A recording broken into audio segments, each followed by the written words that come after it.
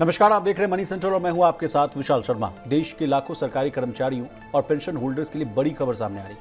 8th पे commission आज और कल यानी 18 और 19 मई को हैदराबाद में केंद्रीय कर्मचारी संगठनों और यूनियनों से मुलाकात करेगा। किन लोगों को मिलेगा आयोग से मिलने का मौका? हैदराबाद के बाद कहां जाएगा आयोग? इसके अलावा कब आएगी 8वें वेतन आयोग की रिपोर्ट? जानने और समझने की कोशिश करेंगे। पूरी चर्चा में शामिल होने के लिए हमारे साथ मौजूद है प्रवीण शर्मा सर। आपको मनी सेंटर में बहुत स्वागत है। धन्यवाद विशाल।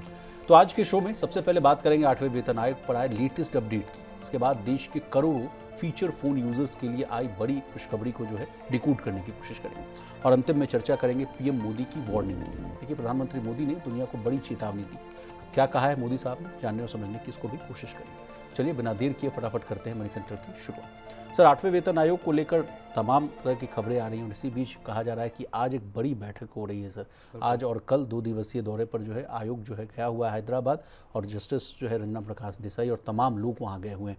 किन किन मुद्दों पर बातचीत होगी सर, और आयोग के साथ जो लोग मिलने आएंगे वो कौन कौन लोग शामिल होंगे और पूरी जो तस्वीर क्या है वो साफ कीजिए। नहीं, बिल्कुल। देखिए, केंद्र सरकार के जो कर्मचारियों के संगठन हैं, संस्थान हैं, उनसे जो जुड़े हुए लोग हैं, केंद्रीय जो संस्थान हैं, एस्टेब्लिशमेंट्स हैं, उनसे जुड़े हुए लोग हैं, पेंशन और दूसरे जो सैलरी रिलेटेड जो संगठन हैं, उन सारे तमाम लोग जिन्होंने आवेदन किया था, 8 मई की उसकी लास्ट डेट थी, उन लोगों से मिलने की 18 और 19 तारीख को बैठक जो 8वें वेतन आयोग है उनकी पूरी जो टीम है वो वहाँ पहुँची हुई है हैदराबाद, और उनसे मुलाकात और तमाम मसलों पर वहाँ पे फिर मेमोरेंडम, चूँकि इन लोगों ने सबमिट ऑलरेडी कर रखे हैं, तो आमने सामने अब आयोग के साथ बैठक करके उनको अपनी मसलों को समझाने की ये संगठन कोशिश करेंगे। चलिए, तो अब किसे मिलेगा आयोग से मिलने का मौका, ये भी खबर है जो मैं आपको समझा देता हूँ। देखिए, आयोग ने बैठक के लिए सख्त नियम तय किए थे। केवल उन्हीं संगठनों और यूनियनों को बैठक में शामिल होने की अनुमति मिली जिन्होंने आयोग की वेबसाइट पर पहले से अपना मेमोरेंडम यानी जो मांग का जो पत्र है वो जमा किया हो, 8 मई 2026 से पहले आधिकारिक लिंक के जरिए अपॉइंटमेंट लिया हो, या उनके पास वैध मेमो ID कार्ड हो। बिना अपॉइंटमेंट के नहीं मिलेगी एंट्री, क्योंकि बताया जा रहा है कि जो बैठक का जो स्थान था सर और पूरा शेड्यूल उन्हीं प्रतिनिधियों को बताया गया जिनके पास वैध अपॉइंटमेंट थे। अब सर, अगला सवाल, जो भी लोग 8वें वेतन आयोग पर लेटेस्ट अपडेट जानना चाहते हैं उनके मन में ये आता है कि हैदराबाद के बाद अब कहाँ बैठकों का दौर होगा, तो उसकी भी अगर कोई लिस्ट है तो आप बता दीजिए। नहीं, इसके बाद विशाखापट्टनम और दूसरे जो राज्य और केंद्र शासित प्रदेश हैं वहाँ पर आयोग का दौरा होगा, और वहाँ पर भी कर्मचारियों के साथ और बाकी उनके साथ मुलाकात का सिलसिला शुरू किया जाएगा। विशाल, चलिए सर, जैसा कि आपने कहा कि विशाखापट्टनम में आगे की बैठक होगी सर, उसके बाद श्रीनगर जम्मू कश्मीर में 1 से 4 जून तक, और उसके बाद लेह लद्दाख में 8 जून को तगड़ी बैठक हो सकती है। तो वहाँ के जितने लोग प्रतिनिधित्व करेंगे उनसे मुलाकात होती हुई दिखेगी सर। लेकिन सर, अगला सवाल आपसे ये हम समझना चाहेंगे, 8वें वेतन आयोग की जो रिपोर्ट है वो कब तक आएगी सर? ये भी एक सवाल है, लगातार पूछा जा रहा है। नहीं, बिल्कुल। और विशाल, यहाँ इस मसले को पर चर्चा करना भी बेहद ज़रूरी है, क्योंकि वॉर के चलते जिस तरह के कदम सरकार ने उठाए हैं और जिस तरह से इन्फ्लेशन अब बढ़ती हुई नज़र आ रही, चाहे आप होलसेल इन्फ्लेशन का रेट देख लीजिए या रिटेल इन्फ्लेशन का रेट देख लीजिए, 3.4 को क्रॉस करती हुई दिखाई दी हमको रिटेल इन्फ्लेशन लास्ट मंथ के लिए। तो ये अब जिस हिसाब से महंगाई बढ़ी है, जिस हिसाब से पेट्रोल और डीजल की कीमतें सरकार को बढ़ाना पड़ा है, CNG महंगी हुई है, आप अगर सिलेंडर को देखेंगे, सिलेंडर को भराना मुश्किल हुआ है, चाहे कमर्शियल हो या डोमेस्टिक हो, उसका असर सीधा सीधा कर्मचारियों पर भी पड़ रहा है, और कर्मचारियों में भी कंसर्न और एक चिंता वो पैदा होती हुई जा रही है कि अब चूँकि हालात जिस तरह के ख़राब हो रहे हैं, उसमें सरकार कितनी जल्दी यहाँ पर सिफारिशें लागू करेगी, कब आयोग जल्द से जल्द अपनी सिफारिशें सरकार के सामने प्रस्तुत करेगा। और इसमें ये माना जा रहा है कि अगले साल अप्रैल तक, 2027 के अप्रैल तक संभवतः आयोग अपनी सिफारिशें, और इसका भी देखिए एक प्रेशर, अब जितने मेमोरेंडम पहुँचेंगे, जितने लोगों की मुलाकातें होंगी 8वें वेतन आयोग से, उसमें अब एक ये मसला भी प्रोमिनेंटली आएगा कि साहब, महंगाई जिस हिसाब से बढ़ रही है, अब आपको ये चीज़ भी देखकर इसमें इसको फैक्टर इन करना पड़ेगा जब आप अपनी आयोग जब अपनी सिफारिशें देगा। लेकिन सर आपने एक बहुत महत्वपूर्ण पॉइंट उठाया है, जिस तरह से जो कहा गया कि सैलरी और पेंशन तय करने में किन किन बातों पर जो है आयोग और सरकार फोकस करेगी, तो उसमें जो अभी ऑस्ट्रेटरी जो ड्राइव चल रही है सर, इसके अलावा सर ये भी बातें आ रही हैं कि देश की जो आर्थिक स्थिति है, जीडीपी ग्रोथ कैसी रहेगी, सरकारी खजाने की स्थिति क्या रहेगी, वित्तीय जो है अनुशासन यानी जो फिस्कल डिसिप्लिन वाली जो बात है उसको भी देखा जाएगा। नहीं तो यहाँ एक इम्बैलेंस, हाँ यहाँ एक अब मामला फंसता हुआ विशाल दिखाई देगा कि सरकार ने पहले ही टीओआर में इस बात को तय कर दिया था, जब ना तो लड़ाई शुरू हुई थी मिडिल ईस्ट की, ना क्रूड के दाम ज़्यादा थे और ना किसी तरह के सप्लाई चेन में डिसरप्शन था, ना महंगाई की दर ज़्यादा थी। आप समझिए पिछले साल नवंबर को अगर आप देखेंगे तो महंगाई दर ऐसी थी जहाँ पर सरकार और आरबीआई दोनों निश्चित भाव से बैठे हुए थे कि सबसे जो बड़ी चिंता रही पिछले कुछ वर्षों में वो अब महंगाई जो है वो नीचे आपकी आती हुई दिख रही है। अब ये सारी चीज़ें पलट गई हैं पिछले, अगर आप 6 महीने को देखेंगे, 6 ही महीने हुए हैं तकरीबन आयोग का गठन किए हुए, 6 महीने में बहुत कुछ बदल गया इधर। अब लड़ाई से महंगाई बढ़ गई, सब पूरा का पूरा सरकार ऑस्टेरिटी ड्राइव चला रही कि साहब जहाज़ों का प्रयोग मत कीजिए, बाहर मत जाइए, सोना मत खरीदिए, तमाम तरह के उपाय सरकार ने दे दिए, घर से काम कीजिए। और इसीलिए सरकार ने चूंकि टीओआर में एक बात साफ तौर पे कह दी थी, जब सब चीज़ें सामान्य थी तब सरकार ने इस बात को कह दिया था कि आपको आर्थिक हालात देखने होंगे, खजाने की स्थिति देखनी होगी, और तमाम सरकार ने अपनी फेहरिस्त गिना दी थी। अब सरकार तो अपनी तरफ से फिर ये लेकर चलेगी कि साहब चीज़ें तो और ज़्यादा खराब हो गई, इससे वर्स्ट सिचुएशन पैदा हो गई इकोनॉमी के सामने, प्रधानमंत्री खुद चेतावनी दे रहे हैं।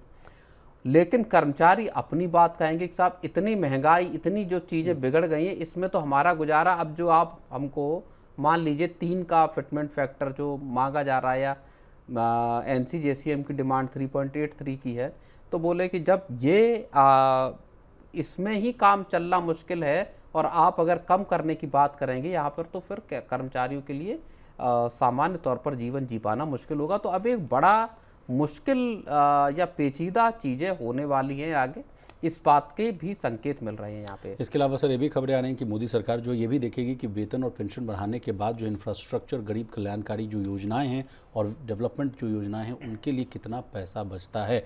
इसके अलावा अगला फैक्टर है सर पेंशन का बढ़ता हुआ बोझ, ये भी समझने की ज़रूरत है। अभी जो है देखिए पुरानी और नई पेंशन योजनाओं के कारण सरकार पर जो है अच्छा खासा जो है वित्तीय बोझ पड़ता है। तो ये भी देखना होगा कि, क्योंकि मैं ये कहानी इसलिए बता रहा हूँ सर कि क्योंकि पूरा मामला ओपीएस से भी जुड़ा हुआ है, तो ओपीएस जो है प्रमुख डिमांड में है इस बार। जितने भी जो आप मेमोरेंडम देखिए 51 पेजों का एनसीजेसीएम का देखिए, और तमाम जितने भी स्टेक होल्डर्स जो है अपनी राय दे रहे हैं, तो वो कह रहे हैं कि नहीं भाई पुरानी पेंशन को बहाल की। लेकिन ये देखना होगा कि पेंशन का जो लगातार बोझ है, और कई स्टेट्स के अगर हम लोग फिस्कल डेटा देखते हैं सर, तो सैलरीज और पेंशन जो है उसमें सबसे ज़्यादा जो है बिल्कुल प्रोमिनेंटली है। सरकार के बजट में भी प्रोमिनेंटली है। अगर केंद्र सरकार का आप बजट देखेंगे तो उसका एक बड़ा हिस्सा कर्मचारियों को पेंशन और सैलरी देने में जाता है सरकार का। जी जी। इसके अलावा प्राइवेट सेक्टर से जो तुलना करने वाली बात है, जिसको प्रवीण सर प्रमुखता से कहते हैं, कि ये आयोग ये भी समझने की कोशिश करेगा प्रवीण सर कि सरकारी कर्मचारियों की सैलरी, सीपीएसयूज कर्मचारियों का वेतन और निजी कंपनियों का पैकेज क्या है, इनमें कितना अंतर है। तो देखिए जिस तरह से मूड माहौल एकदम अचानक से बदलता हुआ दिख रहा है, तो हमें लगता है कि कुछ उसमें भी जो है कुछ अमूलचूल बदलाव देखने को मिल सकता है। ये अब देखिए यहाँ से रस्साकसी की सिचुएशन पैदा हो सकती है। आयोग जो सिफारिशें देगा, आयोग को भी मौजूदा स्थितियां दिखाई दे रही हैं। सरकार भी कहेगी कि साहब आपके लिए ही टीओआर बनाया था कि जिसमें ये देखना था कि आर्थिक हालात कैसे हैं। जब सरकार कह रही कि आप खर्चा कम करें, तब चाहे पेंशन हो या सैलरी, इसका खर्चा किस तरह से बढ़ाया जा सकता है, इसको खजाने पर देखना होगा। तो ये चीज़ें, सरकार की कमाई भी कम होगी क्योंकि कंपनियों के अगर कारोबार कमज़ोर पड़ेंगे, अर्निंग्स कमज़ोर होंगी, तो सरकार को टैक्स से मिलने वाला पैसा भी कम होगा जी। तो ये एक बड़ा पेचीदा सिचुएशन पैदा सर एक लास्ट सवाल, क्योंकि इस कहानी को हम लोग आगे तीसरी कहानी में भी डिस्कस करेंगे। मोदी साहब ने जो कल स्टेटमेंट दिया सर 1-2 दिन पहले, उन्होंने कहा कि कोविड और युद्ध को उन्होंने जमकर कोसा है, कहा कि इसी की वजह से सारा जो है रायता फैलता हुआ दिख रहा है, चीज़ें अपसाइड डाउन हुई हैं। तो एक चिंता कर्मचारी वर्ग में भी और तमाम जितने स्टेक होल्डर्स उनके मन में भी कि क्या जिस तरह से जो है कोविड की वजह से 18 महीने का टीए एरियर नहीं आज तक दिया गया, तो क्या उसका भी प्रभाव पड़ता हुआ दिखेगा 8वें वेतन आयोग के सैलरी पेंशन बढ़ोतरी में? बिल्कुल इसका असर दिखाई दे सकता है, इस पूरे माहौल का असर। क्योंकि अगर अगले मान लीजिए अप्रैल या उसके आसपास आयोग अपनी सिफारिशें देता है, जो 18 महीने का टेन्योर है वो अप्रैल में अगले साल पूरा हो जाएगा। अगर इस दौरान ये आयोग अपनी सिफारिशें देता है तो साफ तौर पर इस साल का जो जो हालात ख़राब हैं इसके रिपल इफ़ेक्ट्स अगले साल तक जाएंगे। अगला पूरा ये जो पूरा फिस्कल है, ये पूरा का पूरा फिस्कल आप समझिए कि इस पूरी क्राइसिस से निकलने में जाने वाला है। भले लड़ाई अगले कुछ वक्त में रुक जाए, जिसके आसार भी नहीं दिख रहे, अगर रुक भी जाती है तब भी दुनिया भर के जो अर्थशास्त्री जानकार हैं वो ये बता रहे हैं कि ये आपका सप्लाई चेन्स को दुरुस्त होने में, चीज़ों को बहाल होने में लंबा वक्त लगेगा। और जो जिस पोजीशन पे खड़ा हुआ है, एक और बात मैं लास्ट बताऊंगा, जो जिस पोजीशन पे खड़ा हुआ है वो इससे पीछे हटने को तैयार नहीं है। जिसको जो नब्ज पकड़ में आ गई है, जिसके हाथ में जो चीज़ लग गई है, वो उसको छोड़ने को तैयार नहीं है। खासतौर पे ईरान को संभवतः पहली बार हॉर्मुज की स्ट्रेटेजिक जो ज़रूरत है वो पता चल गई, और वो इस लड़ाई के रुकने के बाद भी ईरान इस अपनी पोजीशन को वहाँ कमज़ोर नहीं होने देगा। चलिए आगे बढ़ते हैं। देश के करोड़ों फीचर फोन यूजर्स के लिए अब सस्ती मोबाइल सर्विसेज का रास्ता और आसान होने जा रहा है। अब तक सिर्फ जियो फोन और जियो भारत तक सीमित रहने वाले रिलायंस जियो के किफ़ायती रिचार्ज प्लान्स को लेकर बड़ा बदलाव किया गया है। ट्राई की सख्ती और बढ़ते दबाव के बाद जियो ने अपने सस्ते 4G फीचर फ़ोन प्लान्स दूसरी कंपनियों की कीपैड फ़ोन्स के लिए भी खोल दी। यानी अब नोकिया, लावा जैसे 4G फीचर फ़ोन इस्तेमाल करने वाले ग्राहक भी कम कीमत में कॉलिंग, डेटा और SMS का फ़ायदा उठा सकेंगे। इस फैसले को टेलीकॉम सेक्टर में बड़ी रणनीतिक चाल के तौर पर जो है वो देखा जा रहा है, क्योंकि इससे कहा जा रहा है प्रवीण सर कि सीधे करोड़ों लो कॉस्ट मोबाइल यूजर्स को जो है राहत मिलने वाली है। आपसे समझने की कोशिश करेंगे सर, क्योंकि मामला टेलीकॉम इंडस्ट्री से जुड़ा हुआ है, टेलीकॉम डिपार्टमेंट से जुड़ा हुआ है। क्या है ये खबर सर, इससे किनको फ़ायदा होगा? 22 करोड़ के आसपास जो है फीचर फ़ोन इस्तेमाल करने वाले लोग हैं। नहीं, बिल्कुल। और देखिए, ये कई सारी चीज़ें कोइंसाइड हो रही हैं, एक साथ जुड़ती हुई विशाल नज़र आ रही हैं जी। एक तो ट्राई नाराज़ था इस पूरे उससे, गैर बराबरी, भेदभाव वाले प्लान आप नहीं ला सकते, इस तरह का ट्राई का एक रुझान है, एक डायरेक्टिव है इस तरह के, कि आप ऐसा नहीं कर सकते कि आप अपने जो कंज्यूमर्स हैं आपके, या डिवाइस जो है बेस्ड आप प्लान नहीं ला सकते, कि साहब आपकी जो डिवाइस है उसके लिए सिर्फ आपको एक सस्ता प्लान मिलेगा, जिनके पास आपकी डिवाइस नहीं है आपका प्लान उनके लिए नहीं है, भले वो आपकी ही सिम का इस्तेमाल कर रहे हो। मतलब ये डिस्क्रिमिनेशन वाली बात है। ये डिस्क्रिमिनेशन वाली बात थी, भेदभाव वाली बात थी। और दूसरा इसके साथ पहलू जुड़ा हुआ है रिचार्ज की महंगाई का, जो लंबे वक्त से चला आ रहा है, जिसको लेके अभी कुछ वक्त पहले ही जो अपने मिनिमम जो प्लान थे उन सबको प्राइस बढ़ाए गए, और माना ये जा रहा है कि आने वाले वक्त में फिर से कीमतों में बढ़ोतरी हो सकती है। तो एक महंगाई की मार यहाँ पे कंज्यूमर, जो टेलीकॉम कंज्यूमर्स हैं, उनके ऊपर ऑलरेडी पड़ रही है, और दुनिया भर के ग्लोबल हालात हैं वो अब हम सबको उसकी जानकारी है। और तीसरी चीज़ जो है वो जो स्ट्रेटजिक आप बात कर रहे हैं, कि जो करोड़ों यूजर्स के साथ जुड़ने का जो एक मौका है जी, जिनको आप अपने इसमें शामिल कर सकते हैं, कि साहब उनको आप ये प्लान दे नहीं पा रहे थे, एक वो जो बिल्कुल लोअर आपका जो सबसे अफोर्डेबल रिचार्ज को यूज़ करता है तबका, उस तक दरअसल पहुंच बनाने की, इर्रिस्पेक्टिव ऑफ द डिवाइस की वो कौन सी डिवाइस यूज कर रहा है। जी। तो एक तरह से आप अपना दायरा बढ़ाने की यहाँ पे कोशिश कर रहे हैं, चाहे लावा, आईटेल या तमाम इस तरह की नोकिया जो सस्ते फ़ोन बनाते हैं, वहाँ ये सस्ता 4G प्लान देने की कोशिश है। चलिए, तो पहले 123 रुपये वाले जैसे प्लान्स जो हैं सिर्फ जियो फ़ोन और जियो भारत पर चलते थे, अब दूसरे जैसे कि प्रवीण सर ने कहा कि नोकिया, आईटेल और लावा जैसे फ़ोन्स जो हैं उनके फीचर फ़ोन्स पर भी ये चीज़ें जो हैं एक्टिव हो पाएंगी। सर चलिए मैं आपसे समझना चाहूँगा, चूँकि ये टेलीकॉम सेक्टर की बात हो रही है सर, तो ये तो बात हो गई कि जियो की। वोडाफोन आइडिया को लेकर भी बहुत सारी खबरें आ रही हैं सर, कहा जा रहा है कि उसको अच्छा खासा जो है मुनाफा होता हुआ दिख रहा है, तो उससे रिलेटेड अगर कुछ खबरें हैं जो आपके जहन में हो तो उनको भी अगर आप डिस्कस। बिल्कुल, वोडाफोन आइडिया का जो क्वार्टरली रिजल्ट आए हैं उसमें तगड़ा मुनाफा दिखाई दिया, लेकिन वो जो टेलीकॉम मिनिस्ट्री से जो राहत मिली है AGR ड्यूज़ की, दरअसल वो उसमें रिफ्लेक्ट कर रही है, उस वजह से वो एक वन ऑफ बड़ा प्रॉफिट दिखाई दे रहा है। अदरवाइज़ कंपनी की सिचुएशन हमने देखी पिछले लंबे वक्त में मुश्किल रही है, हालांकि प्रमोटर्स अब वहाँ पैसा लगाते हुए दिखाई दे रहे हैं। चलिए प्रवीण सर, एक और लास्ट सवाल मैं आपसे पूछना चाहूँगा कि जिस तरह से हमारे देश की जनता भी हमारे कमेंट सेक्शन में पूछ रही है कि विशाल जी, जिस तरह से चुनाव खत्म हो गया, पेट्रोल डीजल की कीमतों में भी 3 रुपये का इजाफा हो गया। प्रतिदिन सीएनजी पीएनजी की कीमतें भी बढ़ती ही जा रही हैं। तो कहा जा रहा है कि क्या आप मोबाइल जो चला रहे हैं, हर हाथ में जो मोबाइल है, स्मार्टफोन है, उसके भी जो है रिचार्ज प्लान्स महंगे हो सकते हैं बहुत जल्द। नहीं देखिए, इसको लेके जब अभी एयरटेल की क्वार्टरली रिजल्ट्स को लेके कॉन कॉल हुई थी, उस पर हमने उसको कवर भी किया, उस पर बात भी की। उसमें भी साफ तौर पे इस बात को कहा गया एयरटेल की तरफ से कि साहब जो पूरा रिचार्ज का जो इंफ्रास्ट्रक्चर है या जो स्ट्रक्चर है वो दरअसल धराशायी हो चुका है। भारत में जिस स्तर पर सस्ते रिचार्ज मौजूद हैं, जिस स्तर पर सस्ता डेटा मिल रहा है, वो दुनिया में कहीं नहीं है। और जब तक 300 रुपये या उसके आसपास का आपका ये आरपू नहीं पहुंचेगा, तब तक मोबाइल कंपनियों के लिए ऑपरेट करना आसान नहीं होगा, जिस हिसाब का उनका कैपिटल एक्सपेंडिचर है। 5G हो या तमाम जो टेक्नोलॉजीज़ पे जो पैसा लगा रही कंपनियां, उनको उससे पीछे हटना पड़ सकता है अगर यहाँ पर रिचार्ज की कीमतें आगे बढ़ती नहीं हैं।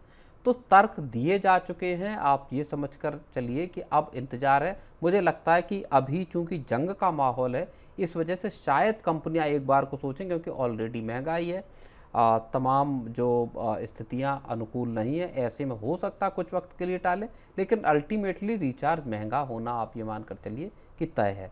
चलिए आगे बढ़ते हैं। प्रधानमंत्री नरेंद्र मोदी ने वैश्विक आर्थिक संकट और बढ़ती जंग की आशंकाओं को लेकर दुनिया को बड़ी चेतावनी दी है। नीदरलैंड के हेग में भारतीय समुदाय को संबोधित करते हुए पीएम मोदी ने कहा कि दुनिया इस समय लगातार बढ़ते संकटों से जूझ रही है और अगर हालात जल्द नहीं बदले तो पिछले कई दशकों में गरीबी के खिलाफ जो है हासिल की गई उपलब्धियां जो है वो मिट सकती। उन्होंने कहा कि कोरोना महामारी, युद्ध और जो है पावर संकट ने जो है दुनिया को आपदाओं के दशक की जो और जो है ढकेल दिया है।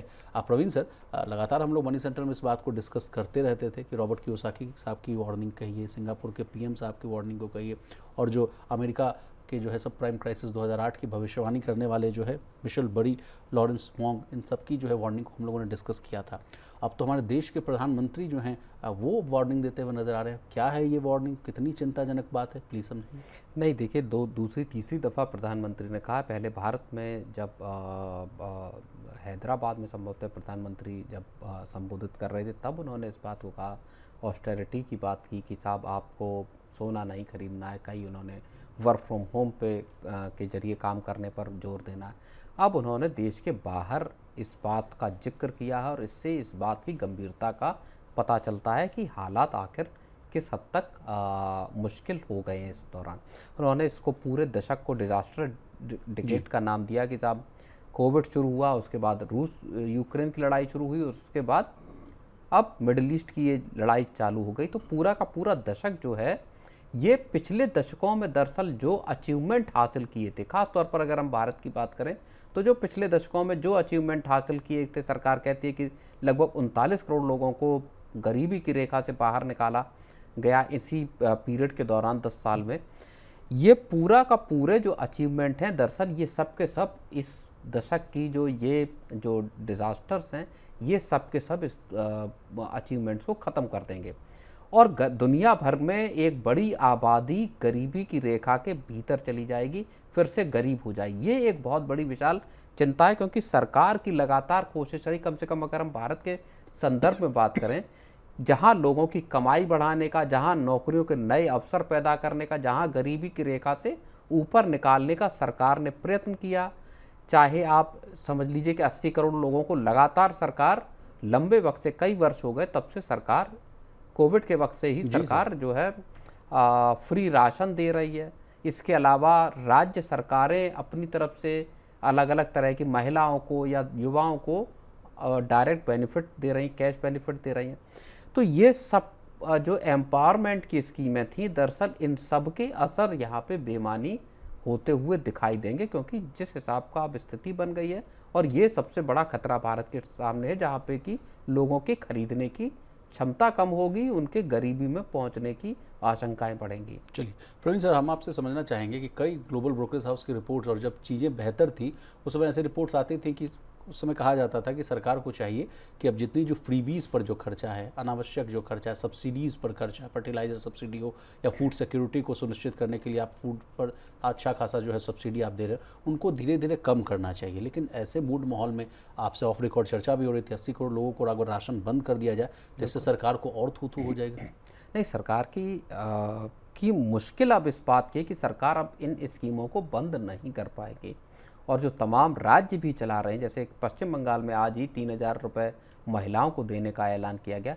राज्यों की भी मुश्किल ये होगी कि अब जब ज़रूरत ज़्यादा बढ़ गई, जैसे कोविड जैसे वक्त में जब ज़रूरत ही है सरकार से कि आप लोगों को सपोर्ट करें, तो ये इस तरह की स्कीमें या जिनको फ्री भी कह लिया जाए वो खत्म करना सरकारों के लिए मुश्किल होगा। जी सर, आपसे ये भी समझने की कोशिश करेंगे कि जो बात कही जा रही है कि कोरोना और जो युद्ध को लेकर जो सबसे ज़्यादा कोसा जा रहा है, तो इस पर लेटेस्ट अपडेट क्या है सर? युद्ध को लेकर क्या और थमता हुआ नजर नहीं, आएगा? युद्ध क्योंकि का कल ही मैं देख रहा था ट्रम्प साहब का जो है एक ट्वीट आया था, वो कह रहे कि क्लॉक इज टिकिंग, ईरान के पास बहुत कम बिल्कुल, समय है। उसके बाद उन्होंने एक जो ट्रुथ सोशल पे डाला है, जिसमें उन्होंने पूरा का पूरा जो मिडिल ईस्ट का मैप है उसको पूरा अमेरिका के झंडे के कलर में दिखाया है और चारों तरफ से हमला होते हुए की स्थितियां दिखाई हैं।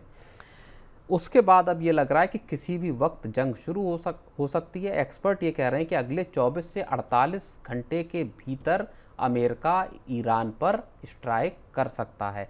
तो ये आप समझ कर चलिए कि लड़ाई दोबारा शुरू हो सकती है। भारत के लिए ये बड़ी खतरनाक स्थिति है। आप समझिए कि जिस डॉलर को या फॉरेक्स रिजर्व को सरकार बचाने की कोशिश कर रही है, रुपए पिछले अगर एक साल के मुकाबले देखेंगे, पिछले साल के मुकाबले अब अगर देखेंगे तो 11.5% के आसपास रुपए की गिरावट आई है विशाल जी। 96 को क्रॉस कर गया है। और ये एक जो रिपोर्ट है आपकी आनंद राठी की, वो ये कहते हैं कि अगर $100 के आसपास क्रूड ऑयल लंबे वक्त तक टिका रहा तो रुपया $102 पर पहुंच सकता है।